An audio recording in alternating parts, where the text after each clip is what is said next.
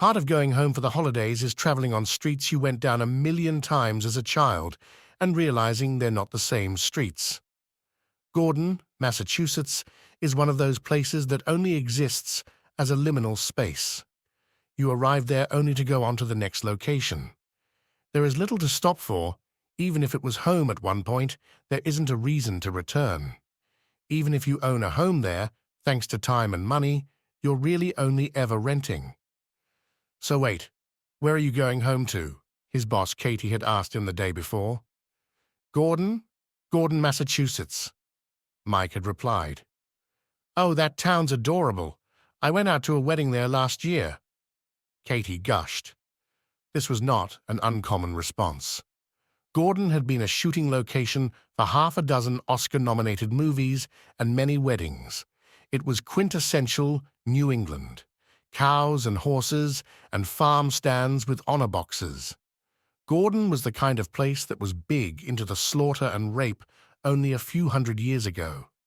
Today, it serves as mattress storage. It had a couple of boarding schools and 2 restaurants that turned into wedding venues during the summer.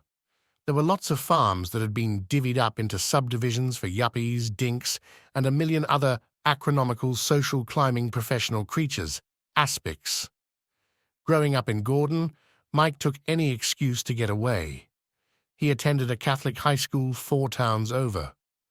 Mike spent every weekend escaping to Boston on the commuter rail.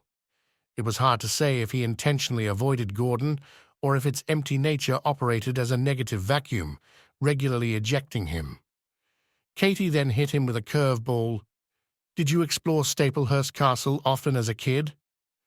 Mike had no idea what she was talking about. Oh yeah, all the time, he responded. That was a new one. He didn't know what she was talking about. Mom, Mike called his parents from the car as he was on the road for the hour-and-a-half drive out. Have you ever heard of a castle in Gordon?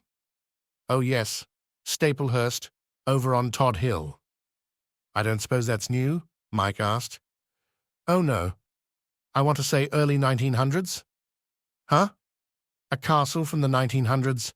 Someone asked me about it today. I swear I've never heard of it before.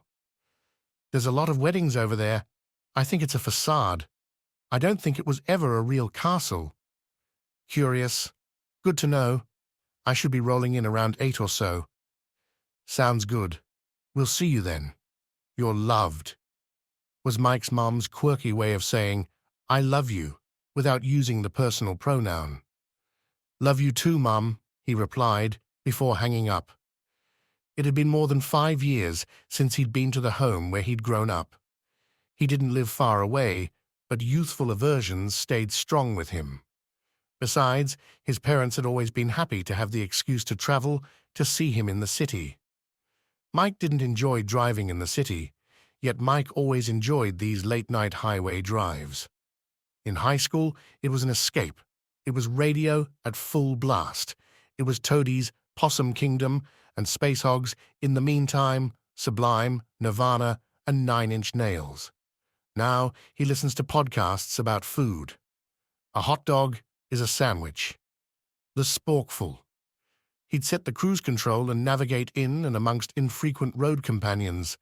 There was always someone blasting through at over 160 miles per hour. There was usually one guy weaving erratically, especially at holiday time. There was also at least one dude who'd sneak up on you without headlights. It was a weird kind of warm loneliness. It was an hour-long elevator ride where you never looked anyone in the eye, but their presence was felt. They were irritating, and yet somehow welcome companions on the pitch-black drive. Exit 90. The highway offered little for lighting, but nothing was darker than turning onto the midnight spaghetti of roads that meandered through these small New England towns.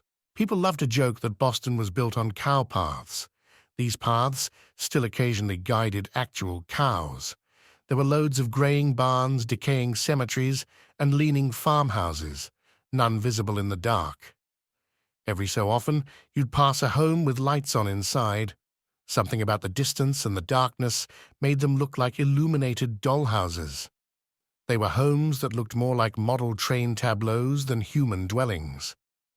As he passed one of these figmented homes, his mind wandered through that very simile. It was something he'd turned over in his head since high school. Suddenly, he realized this simple self-distraction had shut off his internal autopilot. He'd come to a fork in the road, and he couldn't remember which way to go for the life of him. He'd made this drive many times as a teen, yet here he was, at a total loss.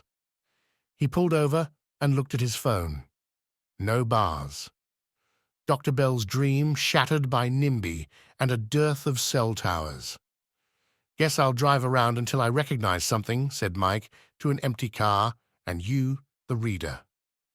With that, Mike forked to the right. He turned the podcast off, focusing on the dark contours of the world around him. He'd go down this road a little way and see if there was something he recognized.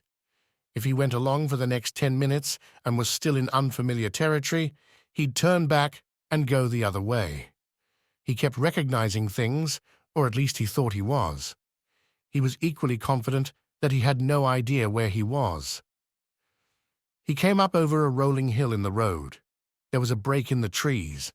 Open fields spread out on either side of the road. Suddenly, the sky was filled with a bright moon and a salt shaker's worth of stars. It was the serenity of no light pollution. Of course, thanks to Chekhov's rules, illuminated in spectral spillage were the ruins of a castle. Perhaps castle was generous. It was a circular tower of nobled rocks that was clearly empty inside. There were 4 visible window arches. Through them, you could see all the way to the rocky walls on the opposite side. It was no more than 2 stories tall and could be described as chode-like. It was anticlimactic, but he couldn't deny there was a child-driven desire to climb it. His only thought, other than an ill-advised compulsion to explore it at that moment, was, I guess that means I'm lost.